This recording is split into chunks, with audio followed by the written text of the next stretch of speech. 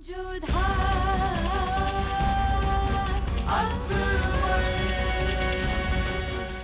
धारावाहिक किसी प्रकार की ऐतिहासिकता का दावा नहीं करता। तत्कालीन परिस्थितियों को दर्शाने के लिए आवश्यक और उचित नाटकीय रूपांतर किए गए हैं।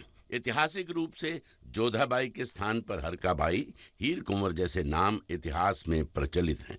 ये धारावाहिक किसी भी सामाजिक परंपरा और पारिवारिक संबंधों का ऐतिहासिक दावा नहीं करता है। इसका उद्देश्य किसी भी समुदाय की भावनाओं को ठेस पहुंचाना नहीं है।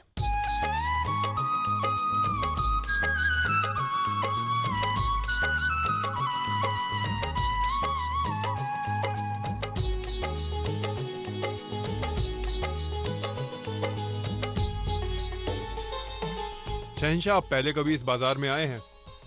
हाँ, लेकिन कभी खरीदारी के लिए नहीं। वाह, तो फिर आज इस बाजार के भाग्य खुल गए। शहंशाह स्वयं इसमें खरीदारी के लिए आए हैं। ये तो बहुत महंगा है भैया, गरीब आदमी खाएगा क्या? अरे गरीब आदमी हवा खाए या पानी पिए, आपको चावल खाना है तो यही दाम देना होगा, समझी? अरे ये तो खुली सी लूट है। 1 रुपए मन चावल बिकता है और तुम 3 रुपए मन दे रहे हो।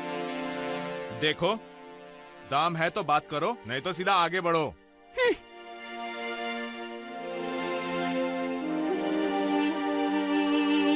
क्या खरीदना है आपको भाई? गेहूं 20 दमरी मन है। ये चावल क्या भाव दिए? चावल 3 रुपए मन है। क्या बात कर रहे हो? मथुरा में तो 1 रुपया फी मन मिलता है। अरे या खुदा, क्या हो गया आज बाजार को?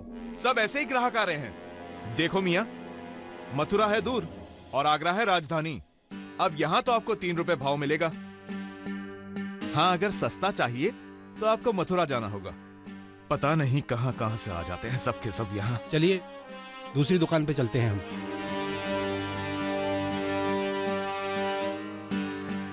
उठा। अरे एक कौन ही नहीं उठ रही है, इतना कमजोर हो गया। और आमदीन को भेज देना है जल्दी। आइए आइए, क्या चाहिए? ये चावल के क्या भाव है? 4 रुपया फी मण। ऐसी हैरानी किस बात की है भाई? मैंने देखा था उस दुकान पे तुमने भाव ताव किया था, है ना? अब उसका चावल देखो और मेरे चावल देखो, हैं? असली देव जीरा है ग्वालियर का। क्या खुशबू है, आ रही है ना? हैं जी? बोलो कितना तोलूं? और ये दाल और मिर्ची का क्या भाव है? सिर्फ भाव पूछने आए हो या आंटी में माल भी है? देखो, मथुरा से यहाँ पर 3-4 गुना महंगा सामान मिलता है। वो क्या है ना कि औहदेदारों को भी देना पड़ता है ना। अब अपनी आंटी से तो दे नहीं सकते हैं। अरे भाई, ऐसे बुत बनकर क्या खड़े हो? लेना है तो जल्दी बोलो वरना भागो यहाँ से। भिखारी कहीं के भाव पूछने चले हैं। तुम्हारी ये हिमाकत, तुम जानते हो कि तुम किससे बात कर रहे हो? ओहो, अरे खुद को तो ऐसा समझ रहे हैं जैसे शहंशाह जलालुद्दीन मोहम्मद। ले जाओ इसे।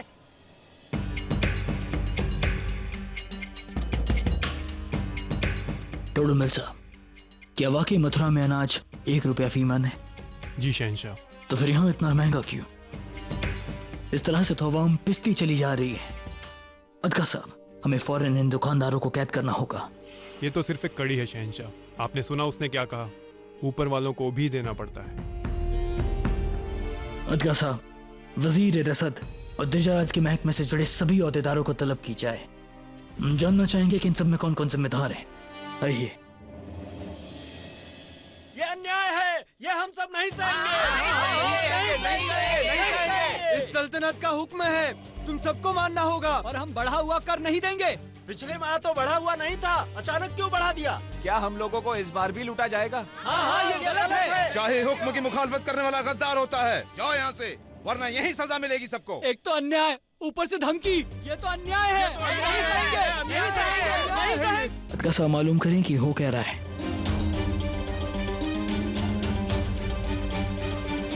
क्या हुआ भाइयों? क्या बात है? किस बात पे इतनी बहस हो रही है? ये तीर्थ कर वसूल कर रहे हैं। हम नियत राशि जमा कर चुके हैं, परंतु ये और चाहते हैं। ये तो अन्याय है। ये अन्याय है। क्या हम हिंदू इस राज्य की प्रजा नहीं है? हुजूर, हिंदुओं का एक जत्था जो यात्रा पर जाना चाहता है, तय की गई तीर्थ कर की राशि से दुगना वसूला जा रहा है। तीर्थ कर? तुम तीरथ करने जा रहे हो, तीरथ कर देना पड़ेगा उसका। मगर दरोगा साहब, तीरथ करना कोई अपराध थोड़ी ना, ये तो हमारा धार्मिक अधिकार है, हम इसके लिए कोई कर नहीं देंगे, ये नियम अनुचित। तो अब तुम मुझे कानून सिखाओगे? सिपाहियों, गिरफ्तार कर लो इन सबको। रहने दो भाइयों, इन्हें समझाने से कोई लाभ ना होगा। इस सल्तनत में हिंदू बेगम जोधा की बात नहीं सुनी गई। हम तो आम प्रजा हैं, हमारी कौन सुनेगा? अब तो एक ही रास्ता है भाइयों, या तो अपने आप को खत्म कर लो या इस सल्तनत को छोड़कर किसी दूसरे राज्य में चले जाओ। तुम लोग सिर्फ कोड़ों की जुबान समझते हो।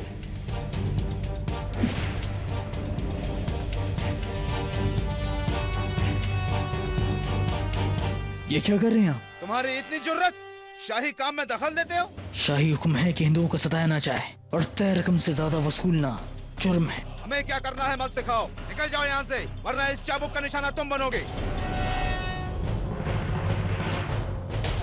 मुगल होकर हिंदू की सिफारिश करते हो? जाओ, निकल जाओ यहाँ से।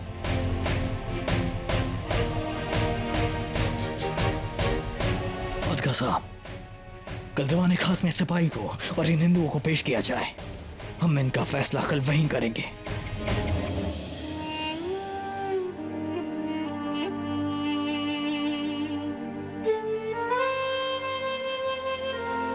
इन्हें समझाने से कोई लाभ ना होगा। इस सल्तनत में हिंदू बेगम जोधा की बात नहीं सुनी गई। हम तो आम प्रजा हैं, हमारी कौन सुनेगा?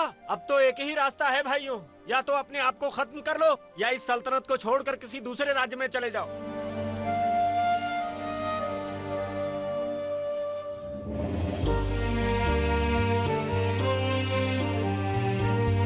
प्रणाम शहंशाह, आपकी सेवा में कुछ प्रस्तुत करूं? नहीं, बस हमें तन्हा छोड़ दो।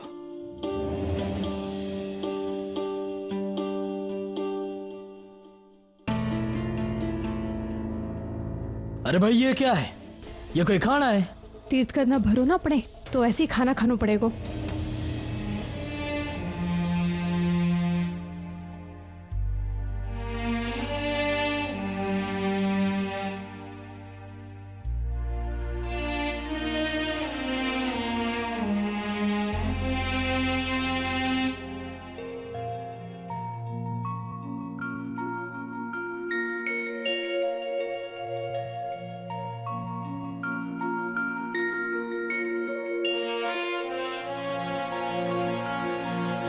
उनकी गैर मौजूदगी में हमने भी एक हुनर सीख लिया है, जोधा बेगम।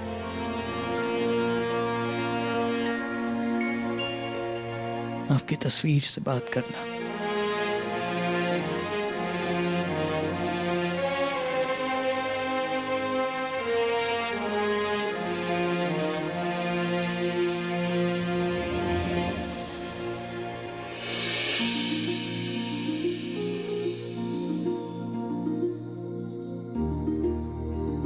प्रणाम शहंशाह।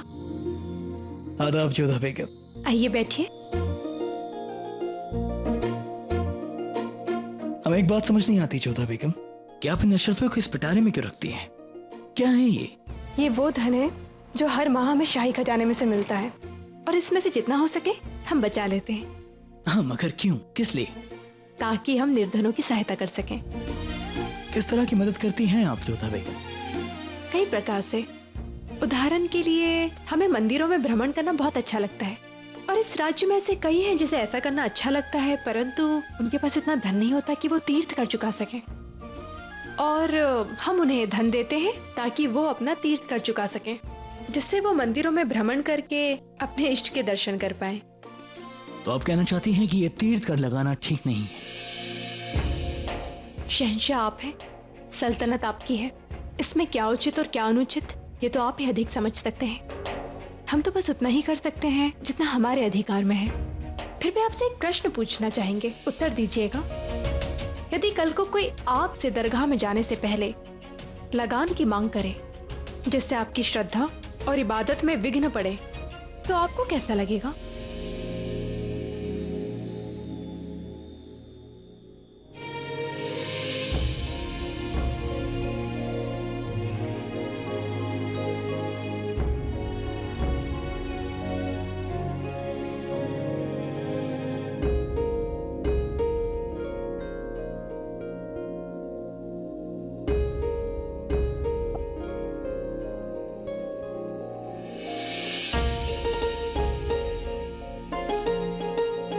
अब समझ में आया कि फतेहपुर सिकरी के सफर के दौरान आप हमें क्या समझाना चाहती थी जोधा बेगम, मगर हमने गौर नहीं की। इतनी अहम बातें आपके जानने के बाद ही हमें क्यों समझ में आ रही हैं जोधा बेगम, क्यों?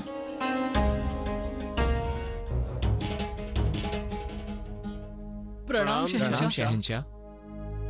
हम जानना चाहेंगे कि कल तुम सिपाहियों से क्या बहस कर रहे थे, कि क्या तुम सब हमारे खिलाफ बगावत कर रहे थे? नहीं शहंशाह, ऐसी कोई बात नहीं है। हम आपका बहुत सम्मान करते हैं, परंतु हमारी कुछ शिकायतें हैं। जी शहंशाह, सल्तनत में हम हिंदुओं को बराबर का दर्जा नहीं दिया जाता। ऐसा लगता है कि जैसे हमें प्रजा का हिस्सा ही नहीं माना जाता। हमें लूटा जाता है, खसोटा जाता है। अपनी तीर्थ यात्राओं पर हमसे कर वसूला जाता है। भले ही हम हिंदू हैं, आपके धर्म के नहीं, परंतु क्या हम आपकी प्रजा नहीं? क्या आप मुसलमानों के ही बादशाह हैं? जबान संभाल के, ये मत भूलो कि तुम शहंशाह के सामने खड़े हो। साहब, क्षमा चाहते हैं, परंतु हम जब भी शिकायत लेकर पहुंचते हैं, हमें ऐसे ही डांट फटकार कर मौन कर दिया जाता है। क्या यही न्याय है?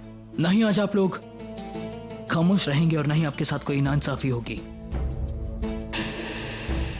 आपको जो कहना है बेखौफ होकर कहिए, खुलकर कहिए। अब इससे अधिक क्या कहे शहंशाह।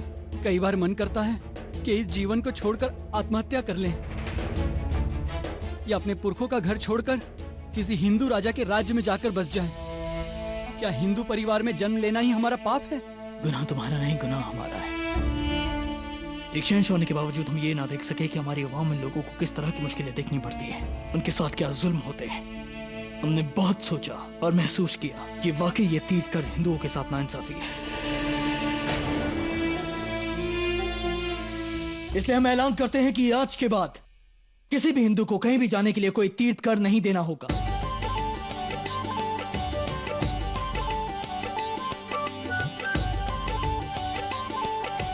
मगर शहंशाह, ये रिवाज आज से नहीं सालों से है। मरहूम बादशाह जन्नत आशियानी हुमायूं साहब के वक्त से चला आ रहा है। हाँ हुजूर, लगान जायज है। अदगा साहब, हमने आपको पहले भी कहा था और फिर से कहते हैं कि अगर कोई रिवाज सालों से चलता आ रहा हो तो इसका मतलब ये नहीं कि वो वाजिब है। और फिर फर्ज करें कि अगर आप किसी दरगाह पर जा रहे हैं और वहां बंदगी करने के लिए आपसे महसूल मांगा जाए, तब आपको कैसा लगेगा? क्या वो जायज होगा? और मुनीम खान, ये महसूल नाजायज है। किसी की खुदा की बंदगी करने से रोकना वो नाजायज है। क्या हमारा खुदा इजाजत देगा कि अगर उसकी बंदगी में सौदेबाजी हो तो? इंसाफ मांगने पर किसी को मारना वो नाजायज है। शाही फरमान दिखाकर किसी से नाजायज रकम मांगना वो नाजायज है। इस्लाम में सूद मांगना हराम होता है, क्योंकि सूद देने वाले के दिल में बहुत तकलीफ होती है, वो अपने दिल से हाय देता है। इसलिए अगर हम किसी को उसकी खुदा की बंदगी करने से रोकेंगे तो क्या उसके दिल से हाय नहीं निकलेगी? अदगा साहब, उस सिपाही को हमारे सामने पेश किया जाए जो कल इन लोगों को कोड़े मार रहा था।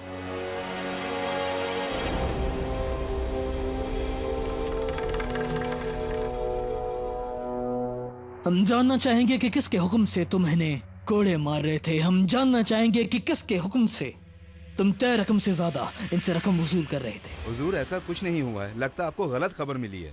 खामोश! हम वहीं मौजूद थे। तुम्हारी जानकारी के लिए हम तुम्हें बता देना चाहते हैं कि वो हम ही थे जिसने तुम्हारे कोड़े को रोका। आवाम में खुलेआम लूट हो रही है, तय रकम से 3 गुना ज्यादा रकम पे बेचा जा रहा है। ये सब नाजायज है और हम इसकी मुखालफत करते हैं। अदगा साहब, इन बेगुनाह लोगों को कोड़े मारने के जुर्म में इसे सबके सामने 100 कोड़े मारे जाए। नहीं हुजूर, नहीं हुजूर। और फर्ज हुक्म दिखाकर इनसे ज्यादा रकम वसूलने के जुर्म में इसे कैद खाने में डाल दिया जाए। इसकी सारी जायदाद नीलाम कर दी जाए।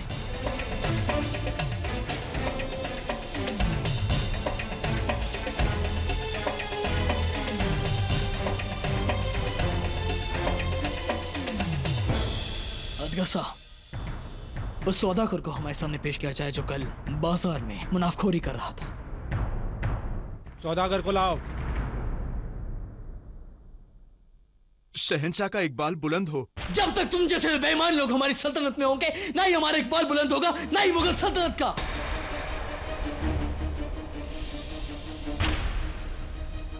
अब ये बताओ कि किसकी शय पर तुम अनाज तय रकम से 3 गुना ज्यादा रकम पर बेच रहे थे?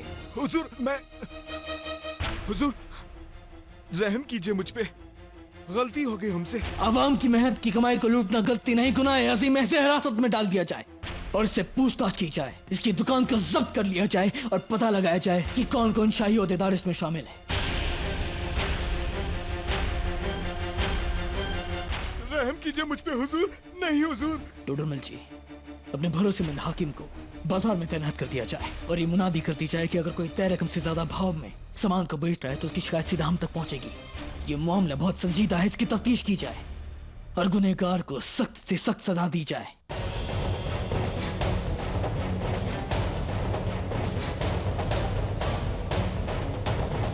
जहांपना हमसे गलती हो गई, हमें क्षमा कर दीजिए। आगे से हम कभी ऐसा नहीं करेंगे। जी हुजूर, आखिरी मौका हुजूर। जलाल को क्या हो गया है पता नहीं, मगर इतना तय है कि रिश्वतखोरों के दिन बुरे आने वाले हैं। एक शहंशाह अपनी आवाम के लिए एक वालिद की तरह होता है और अगर एक वालिद के सामने उसकी औलाद बेबस होकर खुदकुशी करने की बात करे तो ये इसके लिए बहुत शर्म की बात है। हम मानते हैं कि लगान मुगल सल्तनत की आमदनी के लिए वाजिब है, लेकिन इसका मतलब ये नहीं कि उस लगान की वजह से हमारी आवाम मर जाए। लगान होता है आवाम की बेहतराई के लिए, ना कि उन पर जुल्म करने के लिए। गुस्ताखी माफ शहंशाह, मुनाफाखोरी और जबरन वसूली के मामलात में आपके लिए गए फैसले से हम इत्तेफाक रखते हैं, मगर ये तीर्थ कर हटा देना हमें वाजिब नहीं लगता। ठीक है, अगर वो वाजिब नहीं तो आज से हर मुसलमान भी लगान देगा। बताइए क्या आपको ये मंजूर है?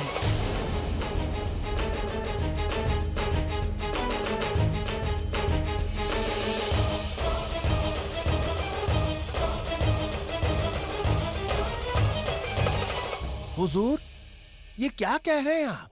एक मुसलमान होकर मुसलमानों पर आप लगान लगाएंगे? एक बादशाह के लिए उसकी रियाया का हर एक इंसान एक समान होता है, फिर चाहे वो हिंदू हो या मुसलमान। अगर हिंदू लगान देंगे तो मुसलमान भी लगान देंगे, अगर मुसलमान लगान नहीं देंगे तो हिंदू भी लगान नहीं देंगे। गुस्ताखी माफ शहंशाह, लेकिन आप सल्तनत के रिवाज को तोड़ रहे हैं। एक बादशाह के लिए सिर्फ एक ही मजहब होता है और वो होता है अपनी आवाम की खिदमत करना। ना भूलें आप कि हम सिर्फ मुसलमानों के बादशाह नहीं, हम हिंदुस्तान के शहंशाह हैं और हमारी सल्तनत में जितने भी बाशिंदे हैं वो हमारी आवाम है, फिर चाहे वो हिंदू हो या मुसलमान हो। हमारी सल्तनत में जितना भी अनाज उगता है उसे मुसलमान भी उगाता है, उसे हिंदू भी उगाता है। हमारे लिए जितने घाव आदम खान ने खाए हैं उतने ही घाव भगवान दास जी ने भी खाए। जितने वफादार हमारे लिए अदगा साहब है उतने वफादार टोडरमल जी भी हैं। आप तो मजहब के जानकार हैं, आलिम हैं, आप तो ये बात बखूबी जानते होंगे कि खुदा जब बरसात करता है तो वो सिर्फ मुसलमान के घर में नहीं होती है, जब हवा बहती है तो वो सबके लिए बराबर बहती है। हिंदू भी हमें अपना शहंशाह मानते हैं, वो भी हमारे लिए दुआ मांगते हैं, तो उनके साथ नाइंसाफी क्यों करें?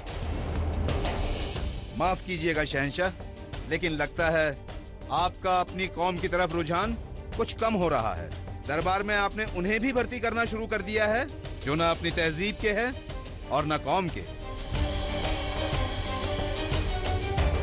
एक शहंशाह का दरबार तब चलता है जब उसके दरबार में वफादार, ईमानदार और तजुर्बेदार लोग हो और ना कि उसके कौम की भीड़ के लोग। हमने उन लोगों को शामिल किया जो मुगल सल्तनत के हक के बारे में सोचेंगे, जो उससे अपनी वफादारी साबित करेंगे। और फिर कौन सा मजहब और कौन सी तहजीब सिखाता है कि इंसान इंसान में फर्क करना चाहिए। और माफ कीजिएगा ये कहते हुए कि मैं आज तक सबसे ज्यादा धोखा किसी और की कौम की बजाय हमारी कौम के लोगों ने ज्यादा दिया है।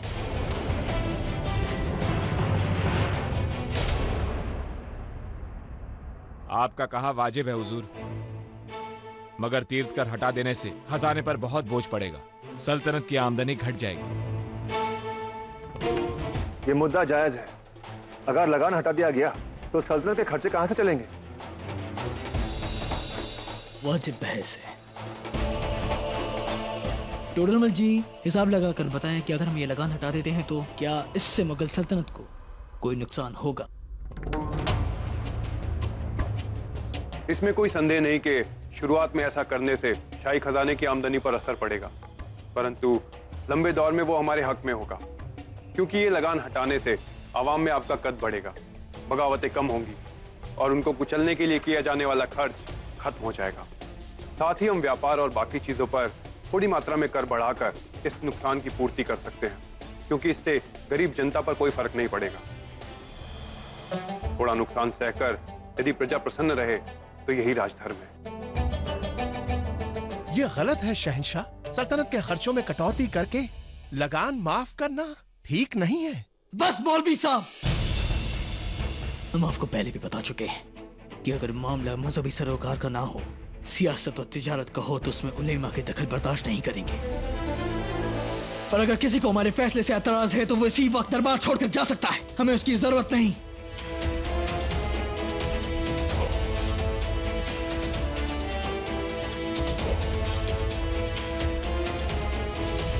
हमारे लिए हमारी आवाम को खुश रहना ज्यादा जरूरी है, ना कि हमारे खजाने के भरे रहना। इसी के साथ हम ऐलान करते हैं कि तीर्थ कर वापस लिया जाता है।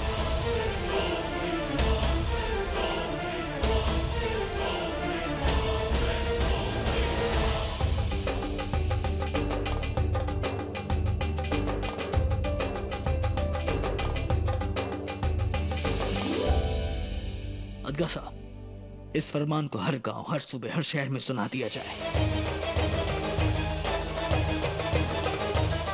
शहंशाह जलालुद्दीन मोहम्मद जिंदाबाद। शहंशाह जलालुद्दीन मोहम्मद जिंदाबाद। शहंशाह जलालुद्दीन मोहम्मद जिंदाबाद। शहंशाह जलालुद्दीन मोहम्मद